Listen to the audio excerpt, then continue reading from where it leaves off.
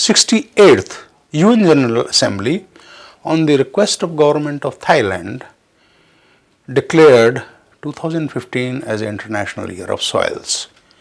And the main concern behind that was that soils give life to everything on earth. But unfortunately, governments, humanity in general, has not given enough importance to the health of soil itself.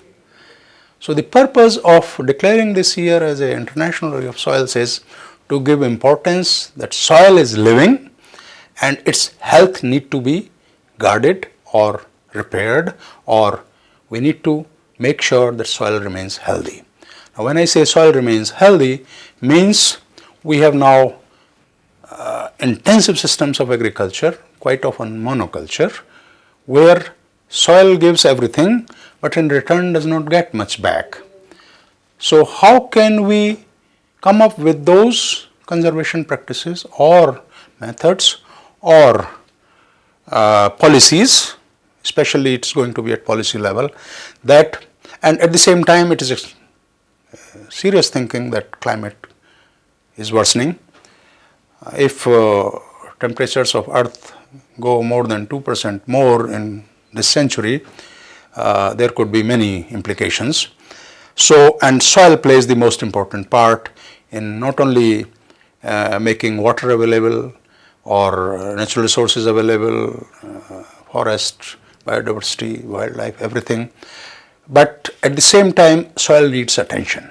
So the whole purpose of this year is to draw attention of all policymakers, organizations, civil society and the farmers, that they start attending to the health of soil carefully for their own survival, for making sure that climate change can be handled by these soils. So a resilient agriculture for changing climate, adaptations will be required, which will all be soil based. So this is the purpose behind the issue. Most important issue in soils then remains soil health. For a healthy earth, healthy soils means healthy earth practically, of course healthy everything, and a happy society, what, as far as food and agriculture is concerned, what do we need to do, knowing that at the same time climate change has accelerated? And lots of models are predicting that climate change, if not tackled right now, or will make temperatures of earth go beyond 2 in this century. What can we do? One is mitigation, another is adaptation. Right now mitigation is stuck with lot of political wrangling, let me say, use the word.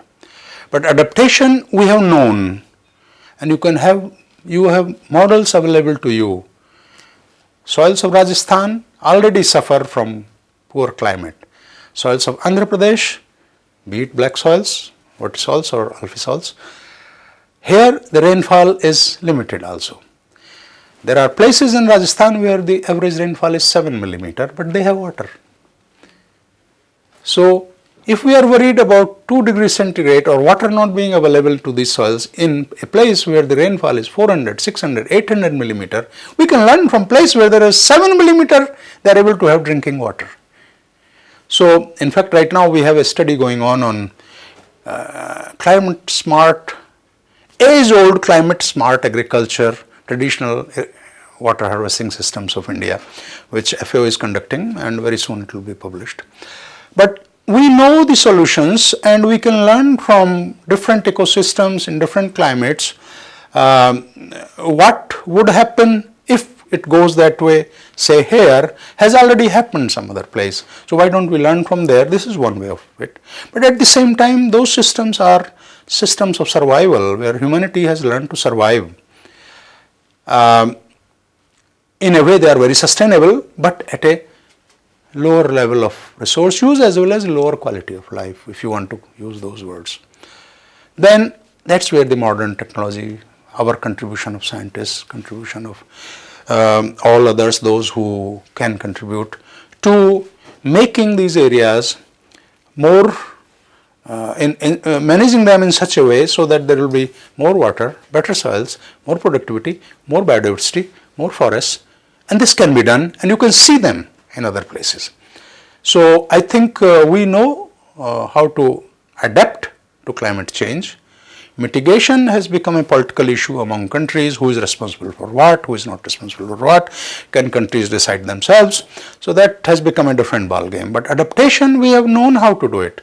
However, the reason why this year is declared as International of Soils is, while we have known how to do it, we have not done it all over.